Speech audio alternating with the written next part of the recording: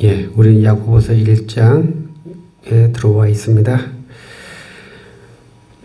우리 야고보서는 예루살렘 공의의 일을 인도했던 예루살렘 교회의 야고보라고 추정하고 있고 1절에 예수 그리스도의 종이라고 말씀하였는데 예수 그리스도의 동생으로 추정하고 있습니다. 그래서 예수님의 동생 중에서 야고보와 유다가 서신서를 기록하였습니다. 그래서 예수님의 동생들이 처음에는 예수님을 믿지 않았죠. 그러나 이제 부활하신 후 야고보가 예수님을 믿게 되면서 예루살렘 교회의 지도자로서 사역을 하였고 또 순교하신 것으로 추정을 하고 있습니다. 그래서 우리는 야고보가 썼다고 전통적으로 생각해 왔고요. 이제 문헌학이 발달하면서 야고보가 쓰지 않았을 수도 있다. 이러한 추정이 또 발생하고 있습니다.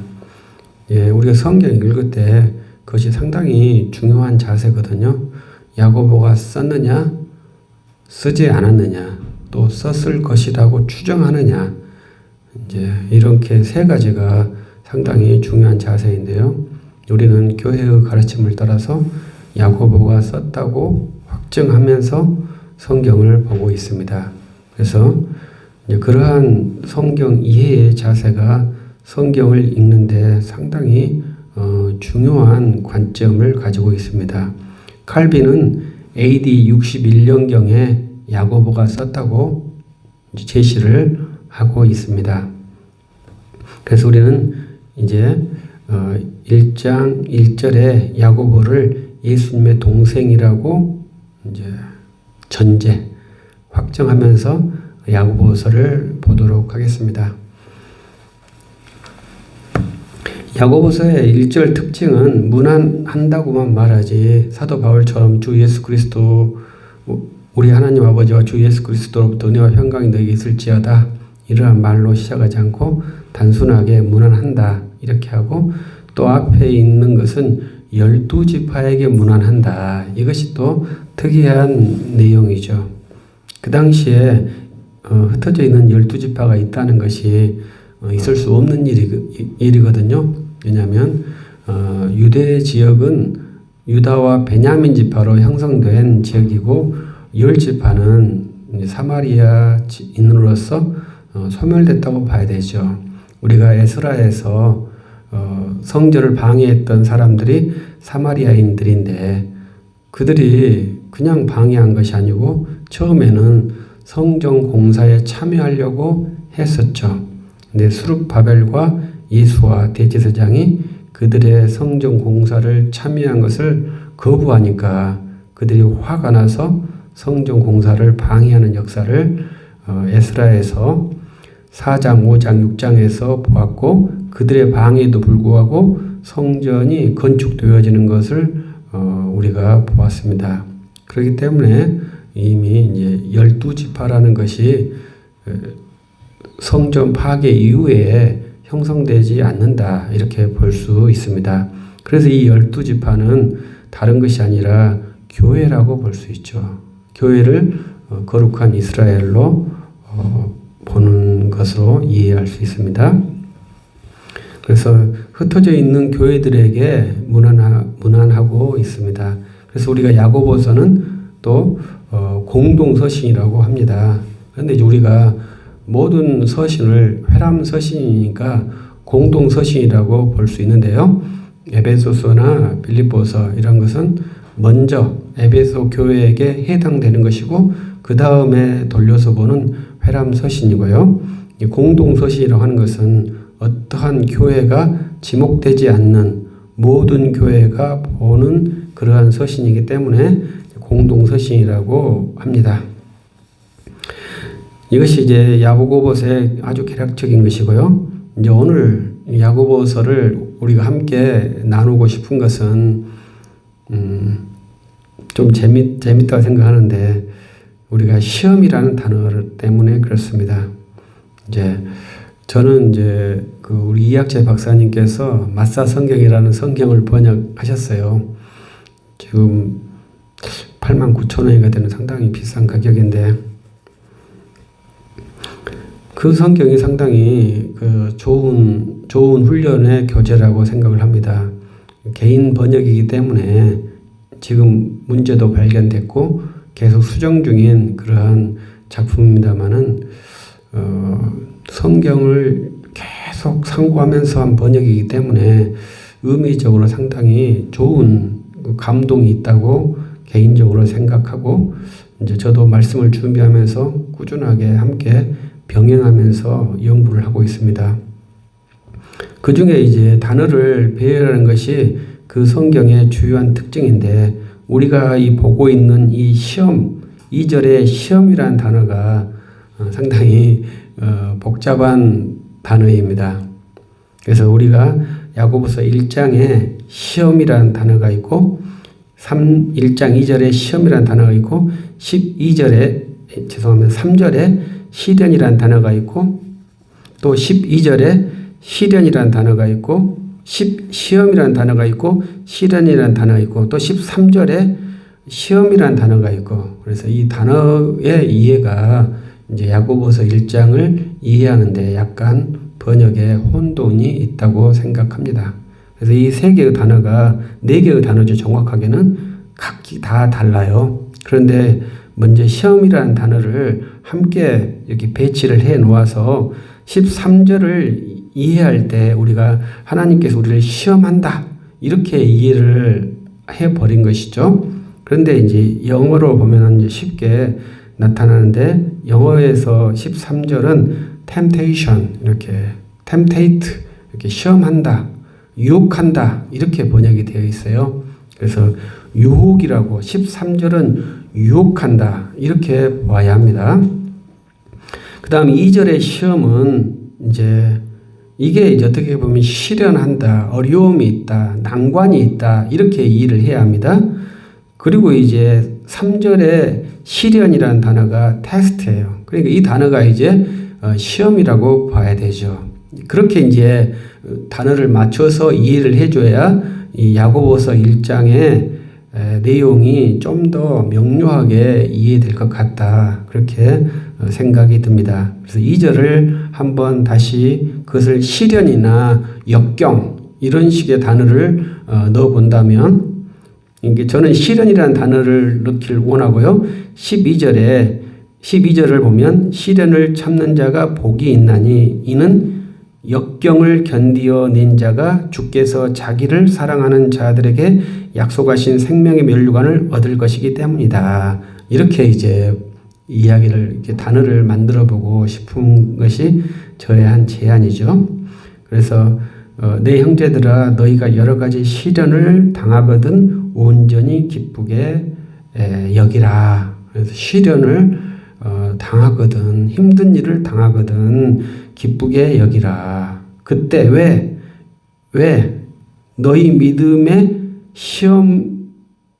시험이 인내를 만들어 내는 줄 너희가 압니다. 이렇게 의미가 통하는 거죠. 그래서 시련에서 내 믿음의 평가가 이루어지는 것이죠. 우리가 뒤에서 한 번 더 보겠습니다만은, 아브라함이 이삭을 제물로 드릴 때 그때 행함으로 의롭다함을 받은 게 아니냐, 이렇게 야고보가 말하게 되는데요.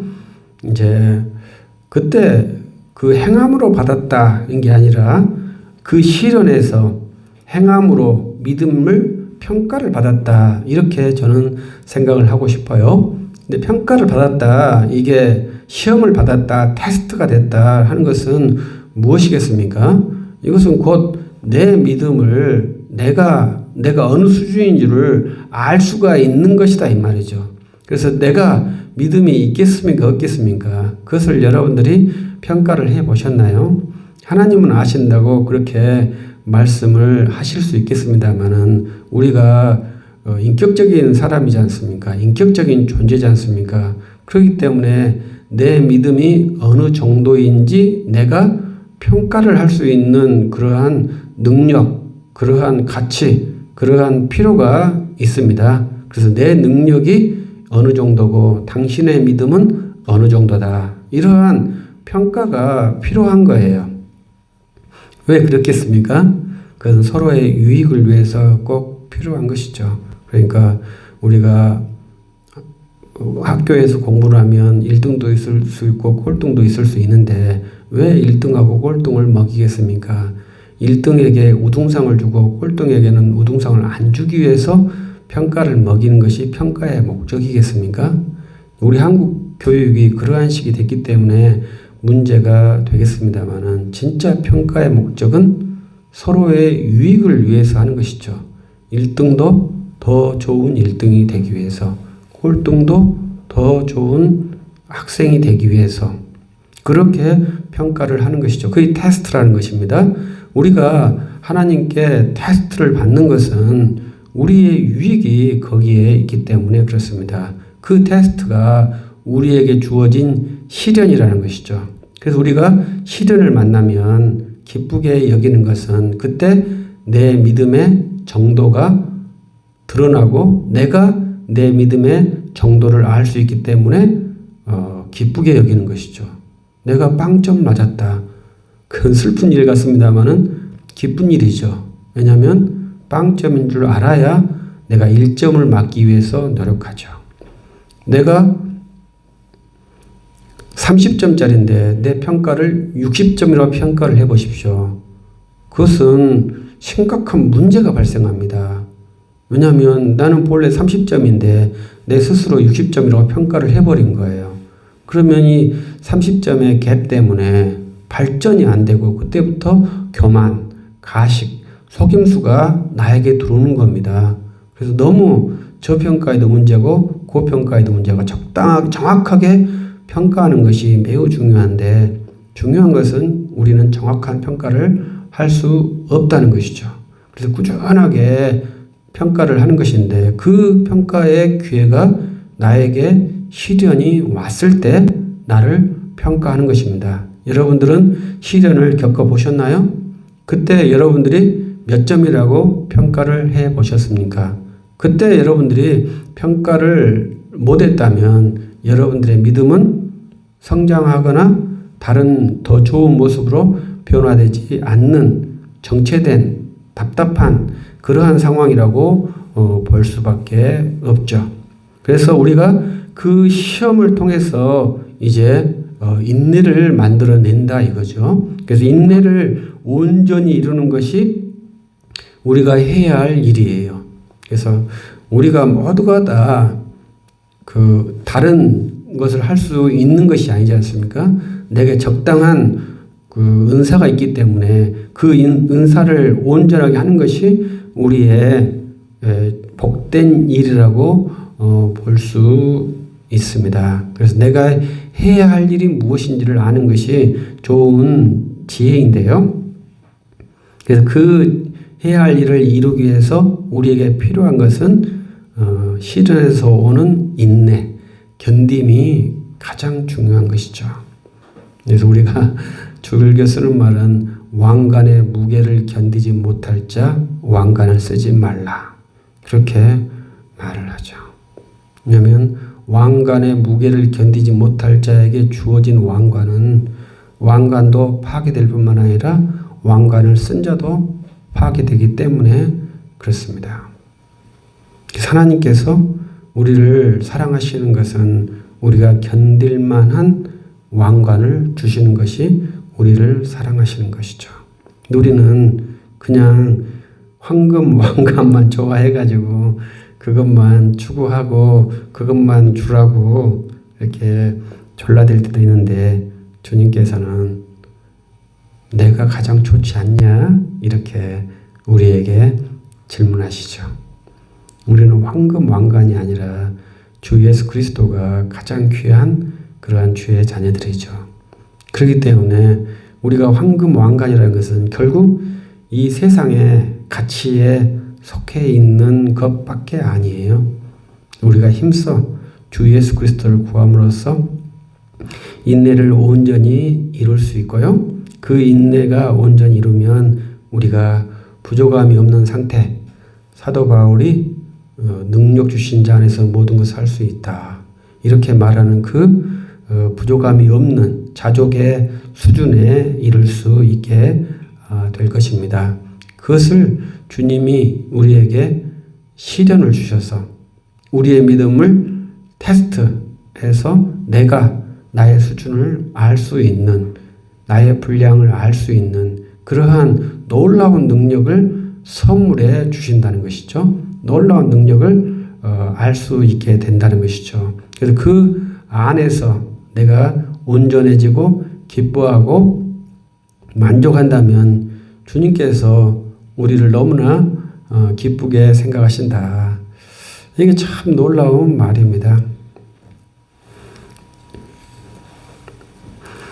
저는 외람된 표현입니다만은 나이가 먹어가고 있기 때문에 저보다 어린 사람들이 이제 국회의원도 하시고 연봉 뭐 10억, 100억 이렇게 하시면 30대 뭐 이사, 40대 이사, 40대 이사는 뉴스에도 안 나오죠. 그렇게 하는 시절이 아니겠습니까? 그러면 나는 세상에 루저겠습니까? 세상에서 루저일 수도 있죠. 그러나 주 하나님의 피로 사신 그러한 주의 자녀이기 때문에 얼마나 귀합니까? 그 귀한 자녀가 이 세상에서 시련도 아닌 시련에서 울면서 낙담한다는 것은 그 믿음의 평가가 얼마인지를 금방 알겠죠. 그런데 이제 우리가 13절에서는 바로 가면은 사람이 13절 말씀은 시험이라고 했는데 그것은 유혹이라고 했지 않습니까? 사람이 유혹을 받을 때 내가 하나님께 유혹을 받는다 하지 말라. 하나님은 너희에게 유혹을 받지도 않으시고 친히 아무도 유혹하지 아니하신다. 그래서 너희 각 사람이 유혹을 받는 것은 욕심에 이끌려 미혹된다. 그래서 유혹과 미혹이라는 단어가 이제 함께 있다고 봐야 합니다. 그 유혹과 미혹이 약간 이제 우리는 비슷하게 생각하지 않습니까? 근데 미혹이라는 것은 약간 이제 미진해서 이제 홀린 것이 미혹이거든요. 그래서 유혹이라 하는 것, 유혹에 의해서 덫에 확 들어간 것이 미혹이라고 볼 수 있습니다. 그래서 우리가 이제 이러한 시련을 당할 때에 특징이 하나님께 시험을 하나님이 나를 유혹하시는가 이렇게 하는 질문을 한다는 것이 야고보의 상당히 예리한 질문입니다. 이것은 우리의 아주 근본적인 질문이죠. 그리고 이러한 일들을 우리들이 많이 하죠. 하나님이 나를 이 구렁텅이에 넣으셨다. 그래서 그 책임이 하나님께 있다. 이러한 말은 하나님의 절대성을 주장하는 것 같습니다만은 절대성이 주장하는 것이 아니라 자기의 무능을 하나님께 덮어 씌우는 그러한 무지막지함이 거기에 있는 것이죠. 그래서 우리들은 만약에 잘 되면은 우리 말에 잘 되면 내 탓이고 못하면 조상 탓이라는 것이 우리가 엉뚱하게 하나님께 뒤집어 씌우는 것이 지금 대한민국에 있는 것이 아니고 2000년 전에 이스라엘에도 있었고요. 그 3000년 전에 하박국 선지자도 외람되지만 그러한 표현을 한 것이죠. 우리처럼 말하는 것이 아니지만 하나님이 살아계시는데 왜 하나님의 나라가 멸망되어야 됩니까? 이런 것이거든요. 그래서 죄악된 나라가 어떻게 하나님 나라가 될 수 있느냐. 주님의 말씀이고요. 그러면 우리는 어떻게 삽니까? 그랬을 때 여호와께서 의인은 믿음으로 산다. 그래서 하박국 선지자가 그러면 성전이 없어도 됩니다. 나는 포도나무도 없어도 되고 무화과나무도 없어도 되고 오직 여호와만 있으면 됩니다. 그렇게 그것이 하박국 선지자의 내용이거든요. 그래서 이 말씀은 야고보서가 이신칭의를 부정한다 이렇게 이해했다고 하는데 루터가 이렇게 이해했다고 하는데 그런 말도 있고 그렇지 않은 말도 있습니다. 루터의 성경 해석은요. 오직 그리스도를 나타내는 것을 목표로 해요. 그래서 이제 루터가 성경에 강약 이걸 규정하는 것이 있는 것 같습니다. 그래서 그리스도를 잘 나타내는 성경, 그리스도를 잘 나타내지 못한 성경 이렇게 구분을 한 것으로는 이제 보입니다. 그래서 그것은 이제 루터 후대에 와서는 그렇지 않다. 모든 성경이 66권이 완전한 하나님의 말씀이다. 이렇게 규정이 됐는데요. 우리가 성경을 해석할 때 그리스도를 잘 나타낼 수 있는 성경 해석이 상당히 중요하거든요. 그래서 이 말씀에서도 보면 이 말씀이 완전히 하박국 선지자의 말씀처럼 느껴지고요. 우리가 이 말씀을 잘 이해하지 못했기 때문에 이제 근대 유럽에서는 신정론이라는 단어가 나와요. 그래서 하나님께서 계시는데 왜 세상에 악이 존재하는가? 이거에 대해서 토론을 100여 년 동안 했죠. 그러나 답이 나올 수가 없어요. 그 답은 낼 수가 없습니다. 왜냐하면은 이해 충돌이 발생하기 때문에 그렇습니다. 하나님은 선하시고 악은 악하기 때문에 그러면 이 악이 어떻게 존재하게 되었느냐? 이게 두 개가 정확하게 대립하기 때문에 하나님이 악을 만들어냈다면 악의 기원이 되기 때문에 하나님도 악이 되거든요. 그러니까 이것이 절대로 논리적으로 성립이 되지 않아요. 그래서 우리 교회에서는 악은 존재하지 않는다. 이렇게 결론을 냈거든요. 그냥 모든 존재는 하나님께서 창조하신 것이기 때문에 그렇습니다. 그러니까 구더기도 그렇고 이 코로나 바이러스도 하나님이 창조하지 않으셨을 수도 있습니다만은 하나님의 창조를 조합했든지 하나님의 창조든지 그것은 창조의 산물이죠. 그러나 이 악은 전혀 창조의 산물이 아니라는 것이죠. 그렇게 해서 해소해 나가긴 합니다만은 우리 사회에 있는 부조리를 어떻게 설명할 수 없고요. 내가 현재 고통받고 있는 현실에 대해서 어떻게 타개할 수도 없는 것이 우리 인간의 실존의 모습이고요. 이 세상에 억울한 일이 얼마나 많고 내 심장을 억압하고 눈물 나게 하는 일들이 너무나 많고 또 외상후 장애라는 그러한 괴이한 그러한 정신 어려움을 당했을 때 오는 괴이한 그러한 장애들도 너무 많기 때문에 우리가 하나님의 선하신 세계에서 있는 그러한 이해 못할 현상들에게서 우리는 과감하게 하나님 왜 나에게 이러한 일을 주셨습니까? 이렇게 질문하는 것이 하박국 선지자도 그렇고 우리들도 그렇고 3000년 동안 원래부터 그러한 이야기가 계속되고 있고 이게 성경이 명확하게 말씀을 하고 있지만 여전히 우리도 왜 나는 이렇게 고통을 받아야 됩니까? 이렇게 질문을 하는 것이 우리의 반복된 전철이죠. 아무리 그것이 믿음으로 괜찮다, 믿음으로 되어진다 이렇게 말을 해도 우리는 여전히 왜 내가 이렇게 고통을 받아야 되죠? 이렇게 질문하는 것이 야고보서 1장 13절, 14절의 내용이죠. 그것이 야고보서에서는 야고보는 욕심이 잉태해서 욕심 때문에 그렇다. 이렇게 규정을 하고 있죠. 만족이 아니라 욕심이 있기 때문에 그렇다. 그렇게 규정을 하고 있습니다. 그 욕심이 죄이고요. 그 죄가 우리를 사망에 넣게 합니다. 그래서 우리가 주님을 믿고 온전한다는 것이 결코 쉽지 않는 일입니다. 그래서 이제 8절 말씀이 두 마음을 품어 모든 일에 정함이 없는 것이로다 이렇게 해요. 그래서 우리가 주일에 저는 인간은 두 마음을 품어야 된다 이럴 수밖에 없다 생각하는데 두 마음을 품지 말래요. 근데 사람은 항상 두 마음을 품을 수밖에 없는 존재죠. 그런데 야고보는 두 마음을 품지 않도록 권면하고 있어요. 그러면 우리 야고보 목사님은 두 마음을 안 품었을까요? 사람은 죽음 앞에서 결코 두 마음이 없을 수가 없죠. 그러나 우리가 주 안에서 믿음으로 그것을 이겨내고 있기 때문에 두 마음을 품지 않는다. 이렇게 어떻게 담대하게 말할 수 있지 않겠습니까? 그래서 우리 사람에게는 항상 두 개의 마음이 교차하고 있죠.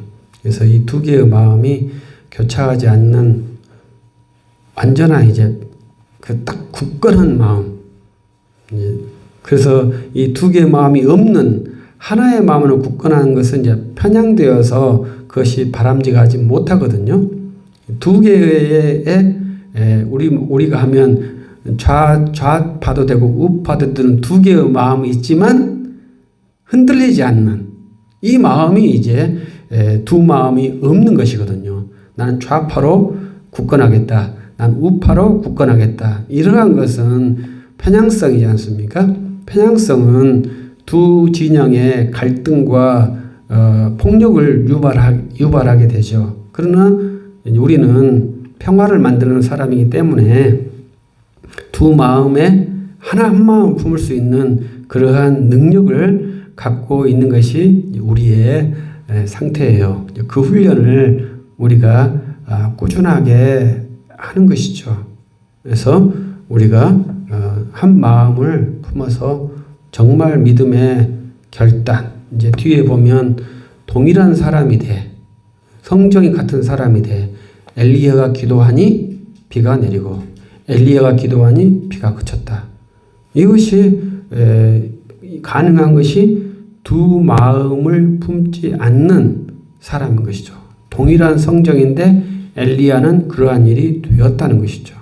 우리들도 동일한 성정의 사람이기 때문에 가능하다는데 한번 저나 여러분이 시도를 해서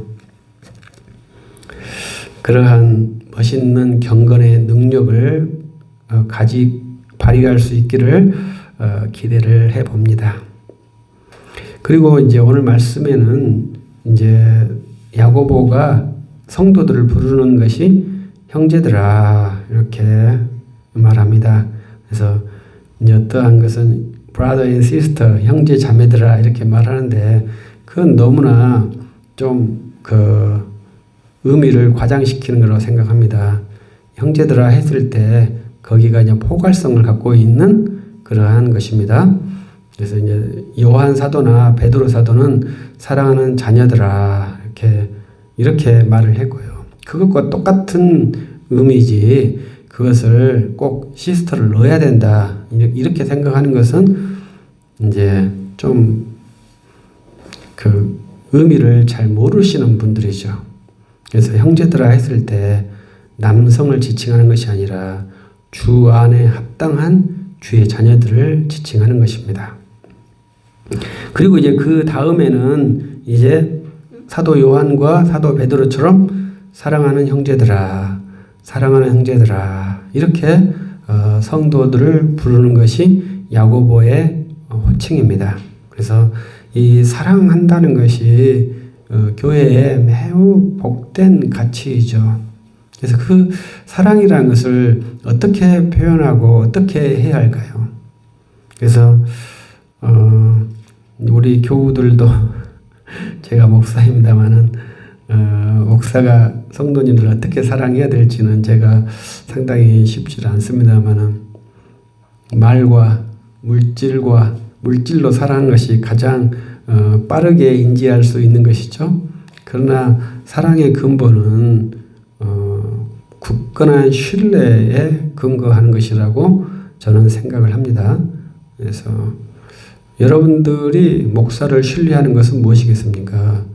합당한 교회의 사역자이고 주님이 자기의 교회를 위해서 세우신 주의 말씀의 사역자다. 이렇게 생각하는 것이 합당한 사역자에 대한 생각이고요. 저는 성도들의 생각할 때 주님의 피로 산 주의 양들이다. 이렇게 생각하는 것이 사랑한다. 이렇게 사랑의 교제라.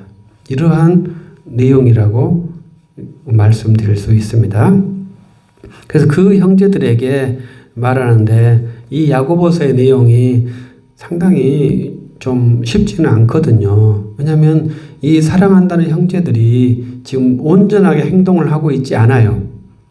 그러니까 야고보가 이제 교회에 편지를 썼는데 이것이 그 후대에 써졌다고 평가하려고 하는 것은 이미 그 60년대 교회에 귀인들이 들어왔다.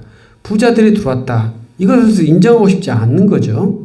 교회가 상당히 되어서 거기에 귀인들이 들어와서 교회에 문제가 발생했다. 좀 합리적이죠. 그러나 교회가 초기부터 교회에 귀인들이 들어와서 부자들이 들어와서 부자들은 높은 자리에 가난한 자는 낮은 자리에 이러한 일이 교회에 발생했다. 이것이 조금 설득이 잘 안 되기 때문에 합리적으로 좀 교회가 후대에 써졌는 거 아니냐 이렇게 추론할 수 있는 그러한 근거지만 우리는 계시에 따라 성경을 보기 때문에 계시를 받은 사역자들을 제한하죠.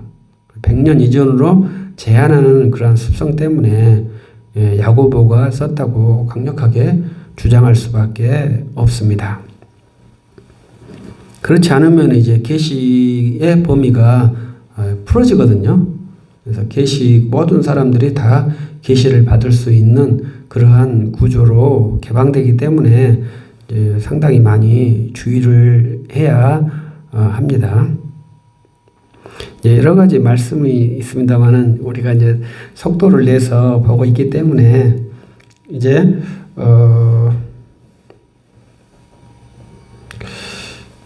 제가 지금 25절 말씀이 자유롭게 하는 온전한 율법이다. 이렇게 말씀을 하고 있습니다. 그래서 진리의 말씀 이런 말도 하고요. 진리의 말씀, 주의 말씀 이러한 말씀이 있고 25절에는 자유롭게 하는 온전한 율법이다. 이렇게 해서 이 법의 성격을 규정하고 있지 않습니까? 이 법이 이제 자유롭게 한다. 이러한 법이죠. 그래서 저는 이제 김효성 목사님께서 이렇게 성경 강해를 풀어쓴 걸 가지고 공부를 하고 있거든요. 그래서 김효성 목사님은 이제 이 율법이라고 번역된 것을 로니까 법이다. 이렇게 말씀을 하셨더라고요. 그래서 율법이나 법이나 똑같은 것입니다. 근데 우리가 율법이라는 것은 모세가 시내산에 받은 십계명을 율법이라고 이해할 것이냐 이러한 것이 이제 중요한 내용이겠죠. 그러나 모든 것이 다 법이라고 볼 수 있죠. 근데 이 법의 특징이 25절에서 자유롭게 하는 법이다. 그것이 완전한 법의 목적이다. 이렇게 말씀을 하고 있는 것이기 때문에 그렇습니다. 그래서 법이 우리의 죄를 폭로하고 법이 우리를 억압하고 법이 우리의 죄를 처참한 것을 폭로하는 그러한 기능의 법이 아니라 법이 우리를 자유롭게 하는 법이다. 이것을 야고보가 말씀을 하고 있어요. 그래서 우리가 복음에 예수 그리스도의 피로 사함받는 자들이 가져야 할 법의 요건에 대해서 제가 가끔 말씀을 드리죠. 대한민국 법도 우리는 주님이 주신 법의 원리에 따라서 법을 이해한다. 그 대한민국 형법이 우리를 심판하기 위한 우리에게서 벌을 주기 위한 그러한 법으로 생각하지 않고 대한민국의 형법이 우리의 생명의 안전권을 보호하기 위한 그러한 법이다. 죄인을 심판하기 위한 법이 아니라 국민의 생명을 권익하기 위한 법이다. 이렇게 제가 설명을 드리죠. 그래서 우리가 법이라고 하는 것은 생명을 증진하고 생산을 증진하고 우리의 인권을 증진하는 그러한 목적으로 법을 제정한다. 이것이 지금 우리의 법의 기본 정신이에요. 근데 법으로 국민을 억압하려고 한다.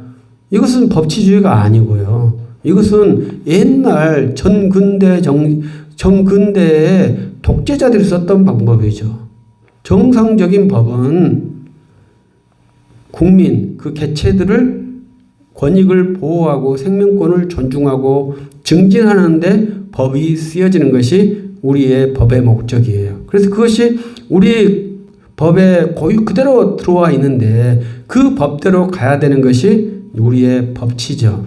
그 법의 근원이 성경에 있어요. 복음에 있어요.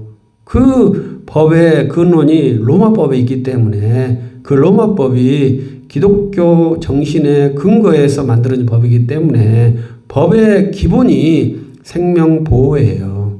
생명 탄압이 아니에요. 형벌을 줘서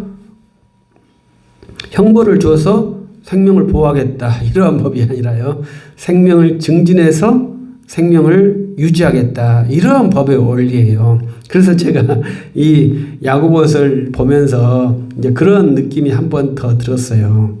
그것은 이제 우리가 거룩하게 된다 이렇게 했을 때 이 야고보의 주장은 죄를 제거해야 된다 이것도 있지만요. 더 강조된 것은 주의 말씀을 들어야 한다. 이게 강조된 거예요. 거룩하게 되는 것이 방편이 두 개라고 볼 수 있겠죠. 첫 번째, 내 안에 있는 죄를 제거한다. 그 다음에 진리의 말씀을 풍성하게 내가 취해야 된다. 이 말씀인데요. 야고보가 말하는 아주 중요한 것은 너가 진리의 말씀을 취했느냐? 이걸 어떻게 증명할 거냐? 이거라요. 그럼 어떻게 증명할 거냐? 오늘 1장에서 말하는 것은 행하라. 듣기만 하고 행하지 않는 것은 너의 안에 말씀이 심겨지지 않았다는 거예요. 듣고 행하라. 그러면 우리가 3절에서 보았듯이 믿음의 테스트가 된 거다. 그 행에서 너가 어떠한 것인지 해보거라, 평가를 해보거라 이런 것이거든요. 그래서 19절과 21절에 보면은 말씀을 행하라. 그 행함에 야고보는 정말 재밌는데 왜냐면은 그 구체적인 리트머스를 주었어요. 그 리트머스가 뭐냐면 성냄이에요. 성냄. 그리고 우리 성경이 상당히 저는 좋다고 생각하는데 성이 뭐겠습니까? 성이란 것이 섹슈얼이 아니고 성이 앵거거든요. 앵거. 화를 내는 것이거든요.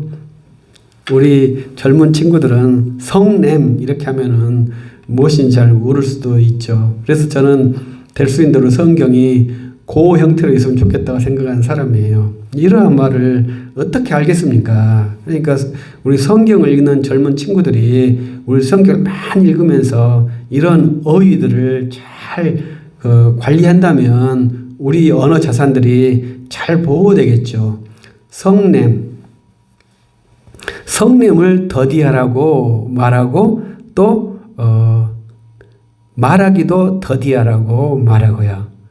그 다음에 듣는 것은 빨리 하고 빨리 들었으면 즉각 행동하고 이렇게 되어 있는 것이 야고보 목사님의 말씀이에요. 상당히 그러니까 저로서는 재밌다 이렇게 생각이 들어요. 그러니까 우리가 이 성냄이라는 것이 상당히 복잡한 거거든요. 우리 한자로 말하면 분노의 분노, 노하심 이게 성냄이에요. 근데 우리 한국말에는 또 하나가 있더라고요. 그것은 우리가 쉽게 말할 때는 우리 정확하게 말하면 성낸다 이렇게 표현할 수 있지 않겠습니까? 근데 우리말로 하면 우리가 쉽게 하는 말은 화난다 이렇게 표현하는 거예요. 근데 이 성과 화가 약간 달라요. 제가 보니까 성낸다 하는 것은 그냥 노기를 바란다 이렇게 할 수 있고요. 화난다는 것은 그 노가 팍 터진 거예요. 화산처럼 마그마가 먹을먹을 끓는 거지 않습니까? 그래서 이 빡 터진 것이 화난다는 거예요. 그래서 그 마그마가 속에서 부글부글 끓지 말라는 겁니다. 마그마가 끓으면은 팍 터지니까요. 그래서 성내기를 더디하라 그러니까 천천히 하면 된다. 이렇게 해석하면 안 되고요. 성내지 말라는 겁니다. 그래서 그 성내는 것은 하나님의 의를 이루지 못해요. 혈과 육으로는 하나님의 일을 할 수 없어요. 더러운 것으로는 하나님의 일을 할 수 없어요. 그렇기 때문에 우리는 그러한 일을 하면 안 되죠. 그래서 우리는 말씀을 듣고 행하는 그러한 사람이 되어야 합니다. 그 행하는 사람이 곧 자기를 볼 수 있는 사람입니다. 행하는 사람이 행하지 않으면은 자기 자신을 못 본다는 것이죠. 두 가지죠. 우리 1절, 2절에서는 시련을 참을 때 믿음의 테스트가 가능하고요. 또 두 번째 테스트는 말씀을 행할 때 믿음의 테스트가 가능하다는 거예요. 그래서 말씀을 행해보면 내가 이 말씀을 내가 억지로 하느냐 자유롭게 하느냐 이렇게 테스트가 가능하다는 것이죠. 그래서 이 테스트가 야고보서에서는 굉장히 중요한데요. 내가 내 수준의 믿음을 아는 것이 정말로 큰 복입니다. 그래서 그것을 정확하게 아는 것이 정말로 큰 복이에요. 그래서 그것들을 우리가 살면서 내가 내 믿음의 분량이 이것이구나. 하나님께서 원하는 분량은 이것이구나. 해서 그 분량까지 이르기 위해서 열심히 말씀을 듣고 행해서 그 믿음의 분량에 이르러 가는 그 길이 얼마나 기쁜 길이겠습니까? 그 길이 정말 복된 길이죠. 우리가 그러한 경건을 이룰 수 있다면 저는 참 좋겠다 하는 바람이 있어요. 그래서 오늘 말씀은 여기까지 하도록 하겠습니다. 기도하십시다. 전능하신 하나님 감사합니다.